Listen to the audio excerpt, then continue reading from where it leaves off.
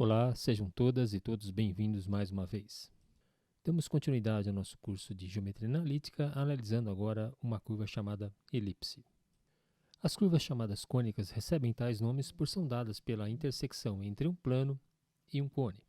Assim, dependendo da posição relativa desse plano com o cone, podemos ter as seguintes curvas como intersecção desses dois elementos: um círculo, que já estudamos anteriormente, uma elipse, uma parábola ou uma hipérbole.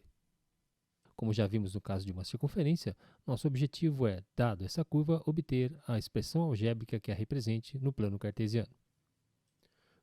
Vamos então inicialmente definir uma elipse. Para isso, necessitamos de dois pontos distintos, F1 e F2, separados por uma distância 2c. Além disso, consideraremos o número real A maior do que c. Todos os pontos do plano que satisfizerem a seguinte condição: a distância desse ponto até F1 mais a distância desse ponto até F2 for igual a 2a, define então uma elipse. Assim, a partir da definição de elipse, traçamos no plano uma curva como essa.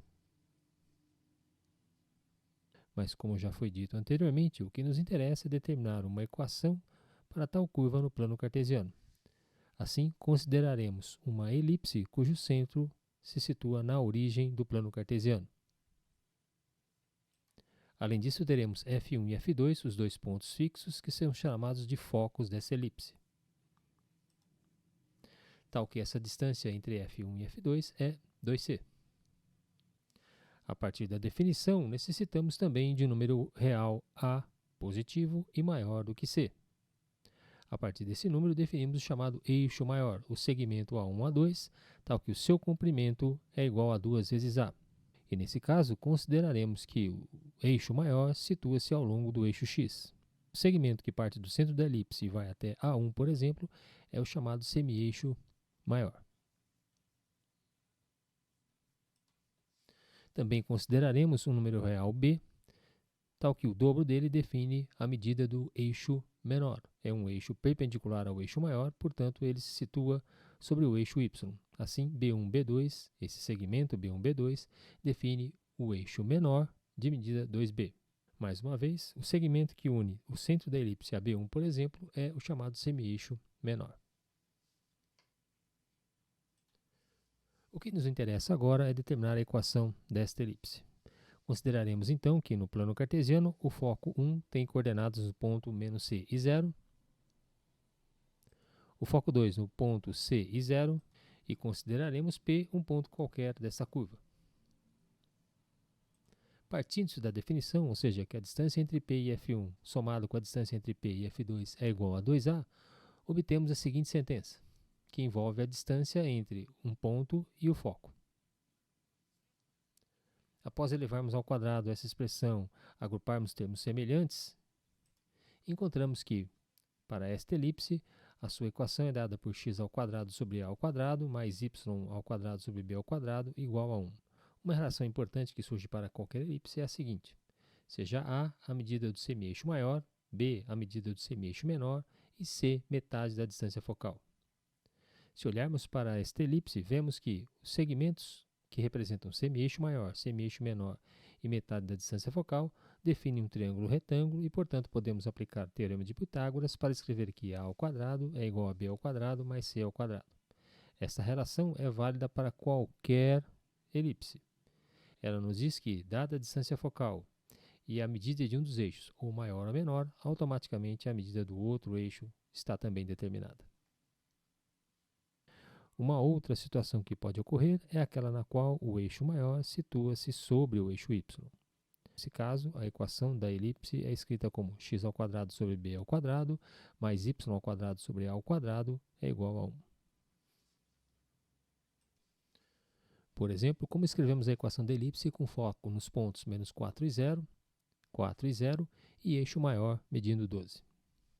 Para escrevermos a equação desta elipse, devemos agora determinar a medida do eixo menor. Para tanto, consideramos inicialmente que, se o eixo maior mede 12, o semi-eixo maior tem medida igual a 6.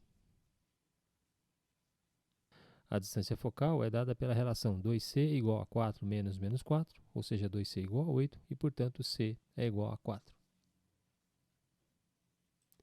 Conhecido agora a medida do semi-eixo maior, metade da distância focal, encontramos que o semi-eixo menor mede 2 raiz de 5.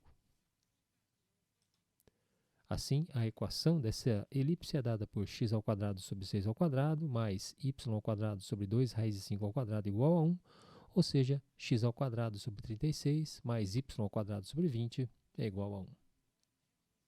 E no plano cartesiano, temos representado esta elipse de equação x² sobre 36 mais y² sobre 20 é igual a 1. Teremos agora uma elipse com focos nos pontos F1, 0 e menos 3, F2, 0 e 3 e eixo menor medindo 8. Observamos agora que os focos situam-se sobre o eixo Y. Consequentemente, o eixo maior também se situará sobre o eixo Y, enquanto que o eixo menor agora se situará sobre o eixo X.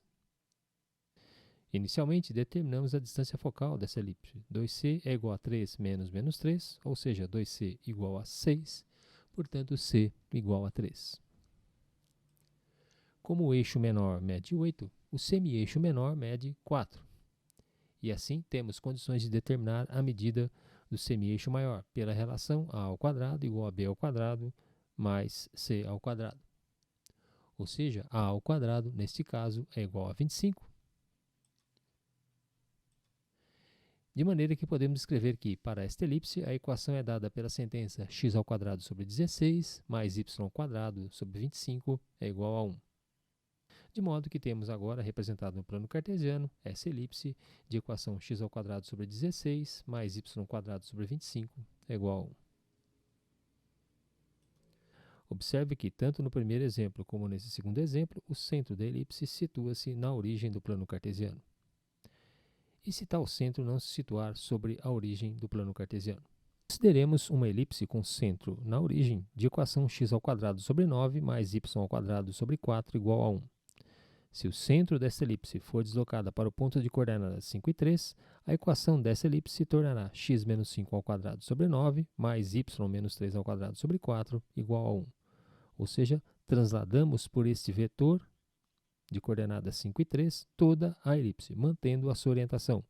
O eixo maior agora é paralelo ao eixo x, enquanto que o eixo menor é paralelo ao eixo y. E assim terminamos esse breve apanhado sobre a curva denominada elipse. A partir da definição geométrica, podemos, no plano cartesiano, determinar a equação da mesma. Nos próximos encontros, vamos discutir tanto a parábola como a hipérbole. Um forte abraço a todos, boa sorte e até lá.